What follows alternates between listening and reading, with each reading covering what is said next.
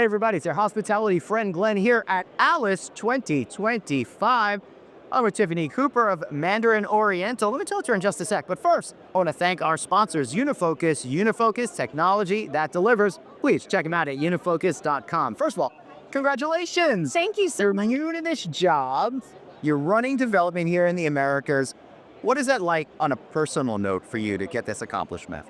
It's such an honor. So I first was introduced to Mandarin when I was 23 years old, when I walked into the San Francisco property, and it was the ultimate in luxury. It really, really was. And so here I am, almost 30 years later, and representing this incredible, iconic luxury brand. It really is such an extraordinary opportunity, and now is such a good time.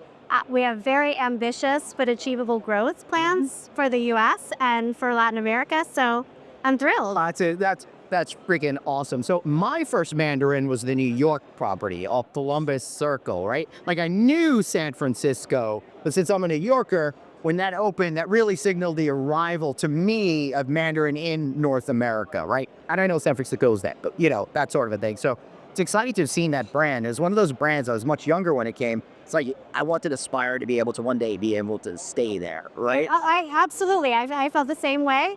And New York is, you're right across from the park. You don't get a better address. And I really do think that there's this stickiness to the brand where people have had these experiences of walking into New York or going into San Francisco or, now being in, Zurich or London, and it just stays. There's something something very soulful about this brand, and people remember it. So tell me what your plan is for luxury hotels in the Americas region, because they're expensive. So your job is a lot harder than trying to sell XYZ select service hotel.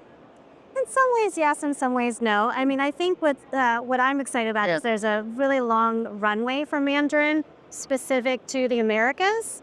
Lots of different luxury markets we can look at now where you can achieve a great premium and people want that experience. So lots of market availability. And we also have the benefit of a luxury branded residential product that helps to subsidize project costs, right? So, and some of those you could do standalone. I mean, there's been like a 20% year-over-year growth in the standalone branded residential luxury product line across the globe.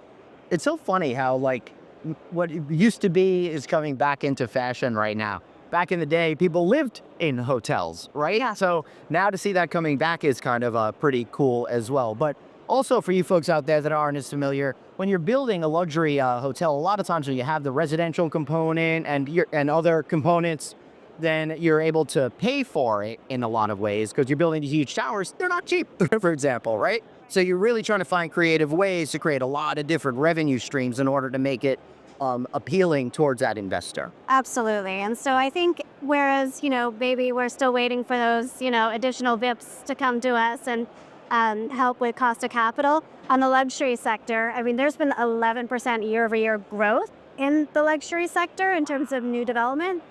So it's actually a really good time. Yep. Of course, if the Fed wants to continue to lower, we'll take lower rates. Yeah. So, hey, Fed, help Tiffany out. She's got a new job over here. Make it a little bit easier on her. Anything else you want to add? No, thank you. I love your podcast. I think you do a really great job, and it's so fun. We have another Alice. I think this is my 20th Alice. Yeah, that's something like that too. Yeah, so it's just great to be in LA, and it's it's a big family, and I am optimistic for the year ahead. Good, and I'm optimistic for the year ahead, and optimistic about how this podcast turned out. So for Tiffany and myself, Glenn, thanks for watching, and don't forget to check out our friends at Unifocus, unifocus.com. Share, like, do all sorts of things with this video. See you later. Bye.